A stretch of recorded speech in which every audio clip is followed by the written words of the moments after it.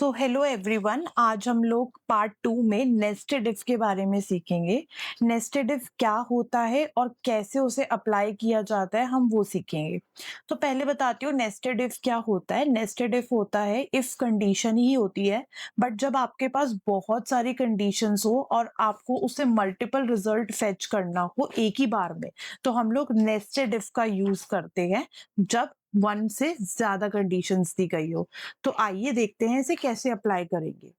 तो सबसे पहला क्वेश्चन है हमारे पास कि हमें जो भी सैलरी वन है, जो भी सैलरी वन का ये हमारा कॉलम है, इसमें हमें क्या करना है कि डिपार्टमेंट में परचेज पे 9200 आना चाहिए। जहां जहां डिपार्टमेंट परचेज है वहां 9200, जहां जहां सेल है 4100 और जहां जहां मार्केटिंग है वहां 5200।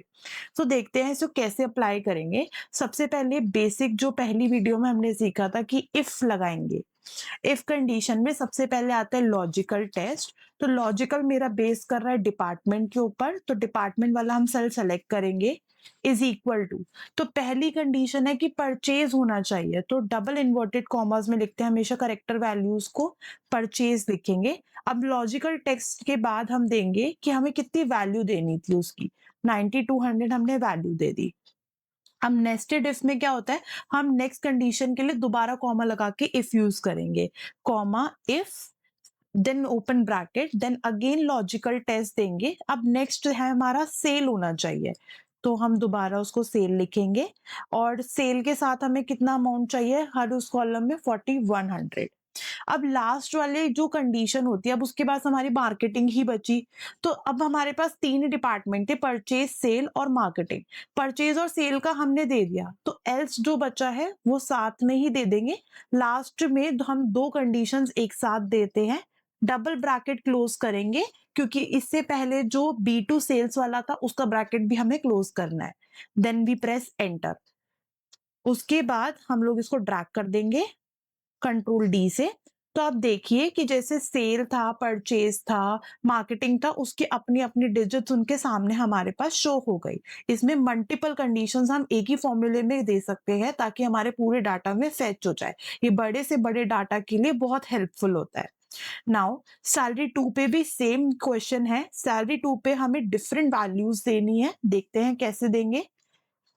सबसे पहले इफ कंडीशन लगाएंगे। लॉजिकल टेस्ट में डिपार्टमेंट का लॉजिक देना है और पहला परचेज होना चाहिए, उसकी वैल्यू हमारी 23,000 होनी चाहिए। देन हम दोबारा कॉमा लगा के इफ कंडीशन देंगे।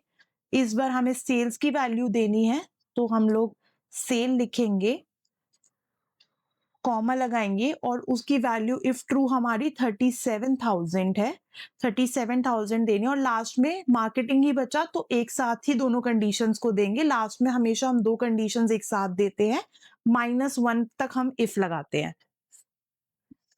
अब हमें दो ब्रैकेट क्लोज करना है क्योंकि हमें B2 सेल वाला भी क्लोज करना था। Then press enter. अब इसको भी हम लोग ड्रैग कर लेंगे, कंट्रोल डी से कर देंगे। अब आप देख सकते हैं जैसे कि ये जैसे परचेज था उस पे 23,000 आ गया, सेल पे 37,000 आ गया, मार्केटिंग पे 4,500 आ गया।